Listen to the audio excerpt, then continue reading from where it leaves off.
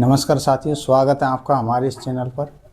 आज हम संस्कृत साहित्य के इतिहास में कवि परिचय में अश्वघोष जी का कवि परिचय देखेंगे कि अश्वघोष जी कौन थे, इन्होंने क्या किया संस्कृत साहित्य के लिए।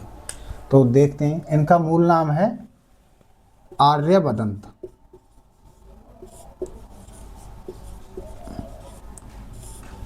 इनका मूल नाम क्या है? आर्यभदंत। इनकी माता का नाम क्या है? इनकी माता का नाम है सुवर्डाक्षी। इनकी माता का क्या नाम है? सुवर्डाक्षी। इनके गुरु का क्या नाम है? इनके गुरु का नाम है पार्श्व। इनके गुरु का क्या नाम है? पार्श्व। इनका मूल नाम क्या है? आर्यभदंत। इनकी माता का नाम सुवर्डाक्षी, गुरु का नाम पार्श्व। फिर ये रहने वाले कहाँ के थे? ये रहने वाले थे अयोध्या के। कहाँ के? अयोध्या।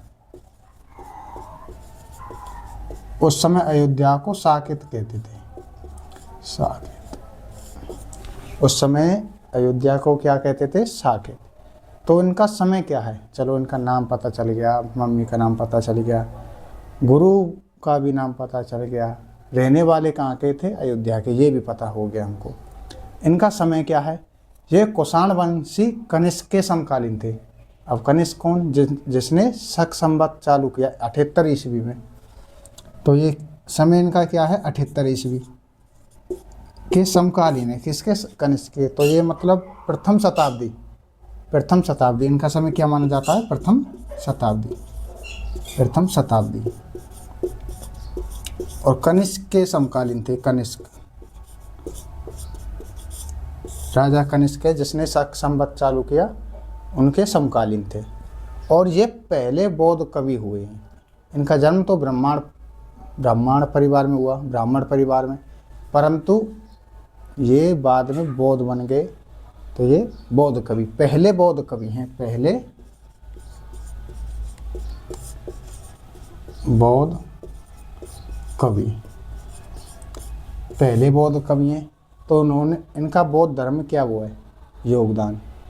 तो इनका बौद्ध धर्म में कुंडलवन, कश्मीर के कुंडलवन में जो चौथी बौद्ध संगति हुई, बौद्ध संगति 4 हुई हैं, जो चौथी हुई कनिष्क के समय, उसके ये उपाध्यक्ष थे। क्या थे? उपाध्यक्ष। चौथी बौद्ध संगति के उपाध्यक्ष।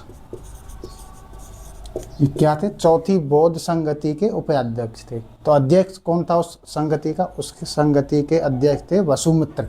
कौन थे? वसुमित्र। कौन थे? वसुमित्र। इनका मूल नाम क्या था? आर्यभदंत। इनकी माता का नाम सुवर्डाक्षी। इनके गुरु का नाम पार्श्व। इनका समय क्या है? प्रथम शताब्दी। पेपरों में यही प्रश्न आते हैं कि इनकी माता का नाम क्या था, इनके गुरु का नाम क्या था, इनका समय कौन सा है, और पहले बौद्ध कवि कौन हुए हैं।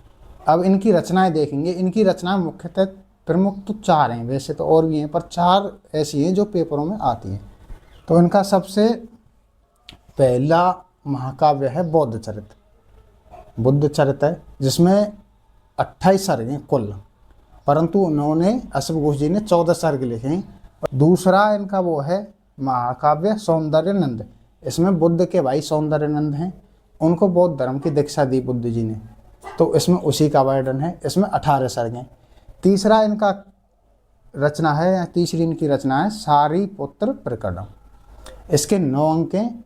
और ये इनका स्रोत क्या है? इस सारिपुत्र प्रकरणम, ये नाटक है, इसका स्रोत है महावग्ग। महावग्ग एक ग्रंथ है, महावग्ग, ये वहाँ से लिया गया है। और चौथा इनका नाटक है राष्ट्रपाल नाटकम। राष्ट्रपाल नाटकम, जो चीनी भाषा में है। जो किस में है? चीनी भाषा में। तो इसमें हम पढ़ते हैं बुद्ध चरित्र के बारे में। इसमें सर्ग कितने हैं? मूलतः सर्ग तो 14 हैं, जो संस्कृत भाषा में इन्होंने लिखे हैं। संस्कृत में 14 सर्ग किसने लिखे हैं? अश्वघोष जी ने। इनके बाद अमृतानंद जी के नेपाली पंडित हुए, उन्होंने इसमें 11 सर्ग बढ़ाकर टोटल 28 सर्ग कर दिए। ये 2 हैं।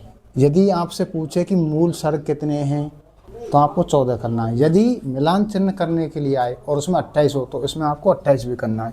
इसके नायक कौन है? नायक इसके बुद्ध जी। इनके बचपन का नाम क्या था? इनके बचपन का नाम था स्वार्थ सिद्ध या सिद्धार्थ।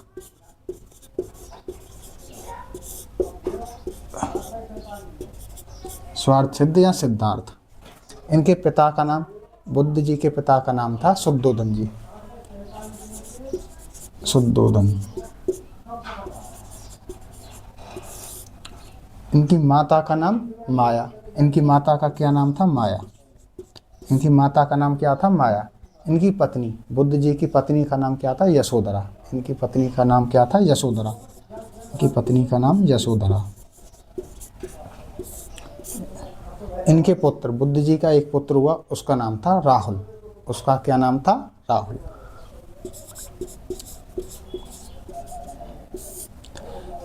अब इसके अश्व, जो बुद्ध जी का अश्व था और उसको चलाने वाला सारथी था, ये बहुत आता है। इसमें हम कंफ्यूज भी हो जाते हैं, कौन छंदक है कौन कंदक है। देखो, सबसे पहले अश्व होगा तो वो होगा कंदक के। सबसे पहले क्या होगा? अश्व। अश्व क्या होगा? कंदक। क्योंकि जो छोटे बड़े होते हैं इसमें कै सबसे पहले आता है, तो सबसे पहले अश्व है। अश्व क्या होगा? कंदक। उसके बाद सारथी होगा। सारथी क्या होगा? छंदक। छंदक। बुद्ध जी का मूल नाम स्वार्थ सिद्ध। इसमें बुद्ध मूलतः सर्ग 14, कुल सर्ग 28। माता का नाम माया, पिताजी का नाम शुद्धोधन जी, पुत्र राहुल, इनकी पत्नी यशोधरा, अश्व कंदक, सारथी छंदक। बस इतना, ये इनके पात्र हैं। इसके बाद हम पढ़ेंगे कि इस बुद्ध चरित्र का अनुवाद किस किस भाषा में हुआ है और किस किस ने किया है। अब हम देखते हैं कि जो बुद्ध चरित्र है, जो संस्कृत भाषा में अश्वघोष जी ने लिखा है, उसको किस किस भाषा में अनुवाद किया गया है उसका। सबसे पहले आते हैं प्रोफेसर कोवेल।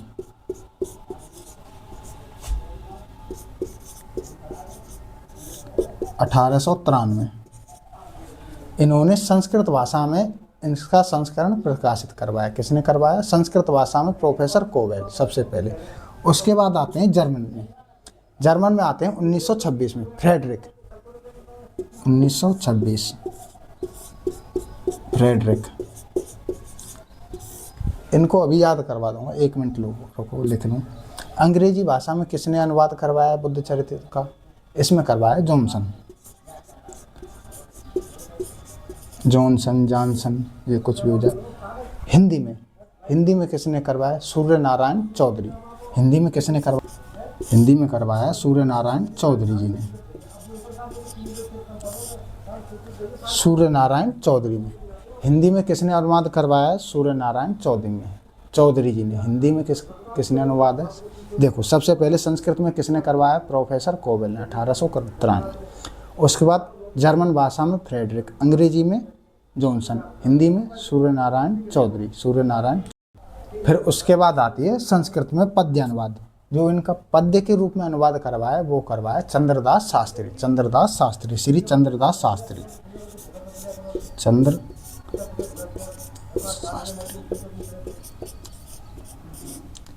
और इसका चीनी भाषा में 5वीं शताब्दी में वो हुआ है अनुवाद। वो करवाया है धर्मरक्ष, धर्मक्षेत्र, ये नाम आते हैं इनके। और उसका चीनी भाषा में नाम है फोसो हित तस किंग। धर्मक्षेत्र, धर्माक्ष या धर्मक्षेत्र। देखो, इसको अब याद करवाते हैं। सबसे पहले संस्कृत भाषा में प्रोफेसर कोवेल 1893, ये तो आपको याद करना है। Professor Cowell. देखो, जर्मन भाषा आपने कहीं पढ़ी होगी, उसमें ऐसे नाम चलते हैं कि फ्रेडरिक ज़्यादा आता है। क्या था? फ्रेडरिक। जर्मन भाषा फ्रेडरिक। अंग्रेजी सन, ये मेरा बेटा है। सन क्या आता है? सन किस भाषा में आता है? अंग्रेजी भाषा में। तो क्या हो जाएगा? जॉनसन। हिंदी में सूर्य नारायण चौधरी। हिंदी में क्या होते हैं? सूर्य नारायण चौधरी। नाम भी मिलते हैं ना हिंदी में, सूर्य नारायण चौधरी। और अंग्रेजी में क्या मिलते हैं? जॉनसन। जर्मन भाषा में फ्रेडरिक। और संस्कृत में कौन है? Professor Cowell. अब देखो, संस्कृत पद्य अनुवाद। अब आपको पता है जो संस्कृत पढ़ते हैं वो शास्त्री होते हैं। क्या होते हैं? शास्त्री। तो चंद्रदास शास्त्री। संस्कृत कौन पढ़ते हैं? शास्त्री। चंद्रदास शास्त्री। चीनी भाषा में धर्मक्षेत्र या धर्माक्ष, और उसका नाम है चीनी भाषा में इस ग्रंथ का फोसो हित तस किंग, फोसो हित तस किंग। तो बुद्ध जी संसार अपने महलों का सुख छोड़कर तपस्या के लिए चले गए। क्यों चले गए? कि सबसे पहले उन्होंने तो देखा एक वृद्ध को, ये क्रम पूछते हैं अधिकतर, वृद्ध को देखा, वृद्ध के बाद देखा रोगी को, रोगी के बाद देखा सबको। कि सबसे पहले बुद्ध जी ने देखा वृद्ध व्यक्ति को, वृद्ध के बाद फिर देखा रोगी को, रोगी के बाद फिर देखा सबको। इसके बाद वो तपस्या करने चले गए, ऐसा इस ग्रंथ में बताया गया है। और इस ग्रंथ में देखो इम्पोर्टेंट ये 4 ही सर्ग हैं, वैसे तो इसमें 14 सर्ग मुख्य हैं, उसके बाद 28 टोटल सर्ग हैं, पर उसमें 4 प्रमुख हैं। देखो तीसरे में तो संवेग उत्पत्ति, कि बुद्ध जी में संवेग जो उत्पन्न हुए, जो वृद्ध रोगी और सबको देखकर संवेग हुए, इसके बारे में। फिर चौथा सर्ग है संवेग उत्पत्ति, तीसरा है संवेग उत्पत्ति, चौथा है स्त्री विघातन, जो उनकी पत्नी है उनके बारे में इनके विचार क्या है, स्त्री विघातन।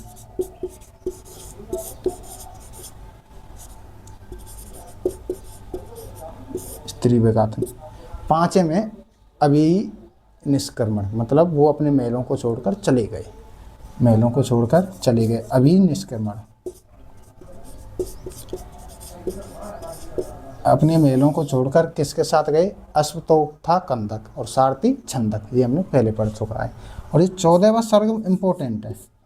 बुद्ध जी को जो ज्ञान प्राप्त हुआ वो 14वें सर्ग में हुआ। ज्ञान प्राप्ति किस सर्ग में हुई? 14वें सर्ग में। बुद्ध जी को ज्ञान प्राप्ति 14वें सर्ग में हुई। सबसे पहले बुद्ध जी ने किसको देखा? वृद्ध को, वृद्ध के बाद रोगी को, रोगी के बाद सबको देखा। इसके बाद उनको संवेग उत्पत्ति हुई, और तीसरा संवेग उत्पत्ति, चौथे में स्त्री विघातन, 5 में अभिनिष्क्रमण। और 14वें सर्ग को याद रखना कि बुद्ध जी को ज्ञान की प्राप्ति कौन से सर्ग में हुई? 14वें सर्ग में। यहाँ तक संस्कृत भाषा का जो मूल है वो इसी में, इसके बाद ये नेपाली भाषा में।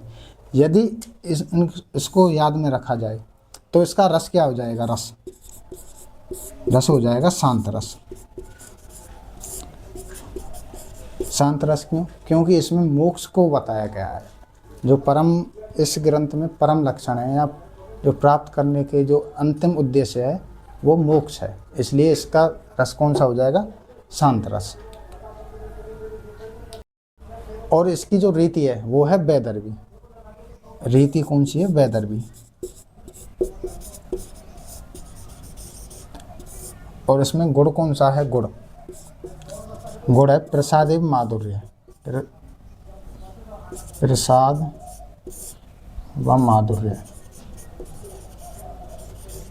प्रसाद एवं माधुर्य। इसके बाद पढ़ रहे हैं सौंदर्य नंद को, जो अश्वघोष जी का दूसरा महाकाव्य। इसमें कुल सर्ग हैं 18। इसमें सर्ग कितने हैं? 18। इसके नायक कौन हैं? बुद्ध के भाई नंद। अब पढ़ेंगे हम सौंदर्य नंदन को। इसमें मूल सर्ग कितने हैं? इसमें सर्ग हैं 18। इस महाकाव्य के नायक कौन हैं? इस महाकाव्य के नायक हैं सुंदर नंद। सुंदर, ये कौन है? ये बुद्ध जी के भाई हैं, बुद्ध के भाई हैं सौंदर्य नंद। और इसकी नायिका, नायिका है सुंदरी। नायक कौन है? सुंदरी। इसमें सर्ग कितने हैं? सौंदर्य नंदन में 18। नायक कौन है? नायक है सुंदर नंद, नायिका सुंदरी। इसकी भी जो रस है इसका शांत रस है। इसमें रीति वैदर्भी है, प्रसाद माधुर्य गुण है। और इनकी अब 2 कृतियाँ रह गई। देखो, एक तो रह गई सारिपुत्र प्रकरणम, सारिपुत्र प्रकरणम, और एक हो गई राष्ट्रपाल नाटक।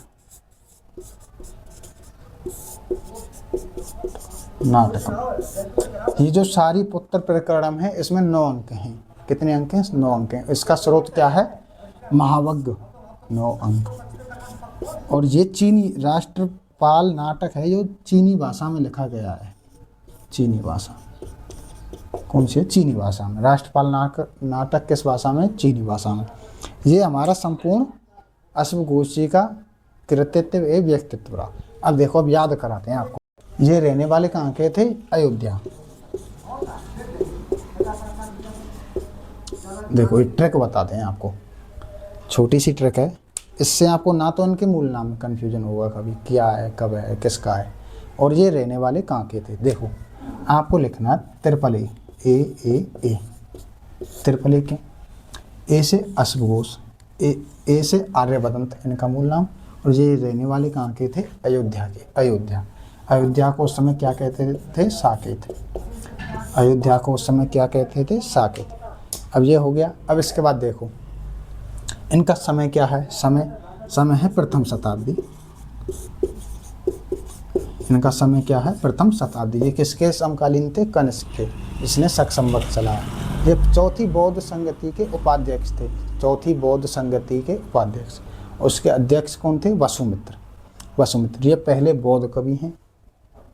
और अब इनके कृतियां देखेंगे। हाँ, एक इनकी माता का नाम हो रहा है, माता का नाम सुवर्णाक्षी।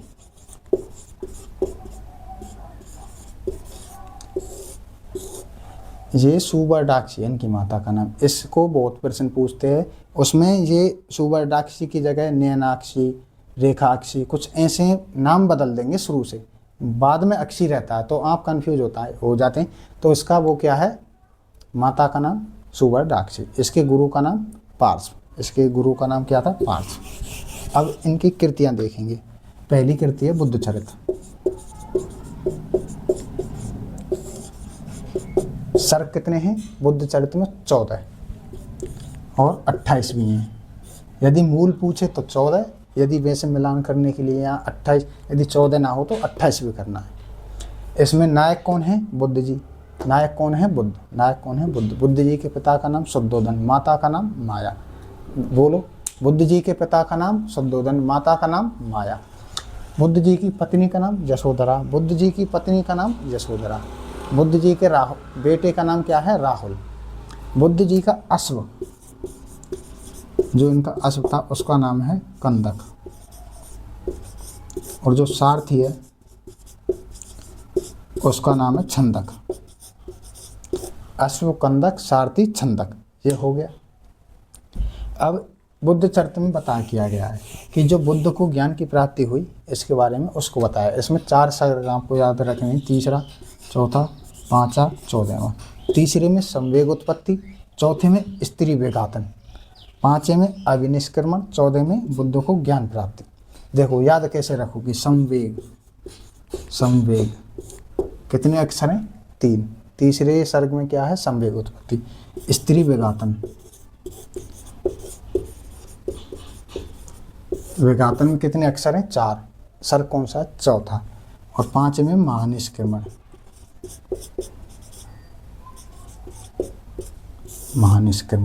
ये पूछ लेते हैं कि संवेग उत्पत्ति, इनका क्रम जमवाते हैं। संवेग उत्पत्ति, स्त्री वेगातन, महानिष्क्रमण। 14वें सर्ग में ज्ञान प्राप्ति। इनको ज्ञान प्राप्ति हो गई।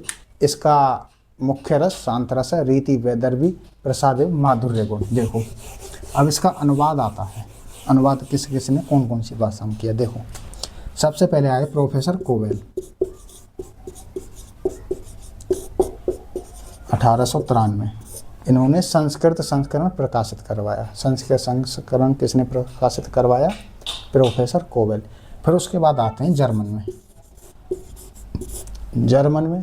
में नाम बताओ। जर्मन में नाम ऐसे होते हैं फ्रेडरिक। क्या नाम होते हैं? फ्रेडरिक हो गए। अब अंग्रेजी भाषा में जॉनसन। अंग्रेजी में बच्चे को क्या कहते हैं? सन, तो इसलिए जॉनसन।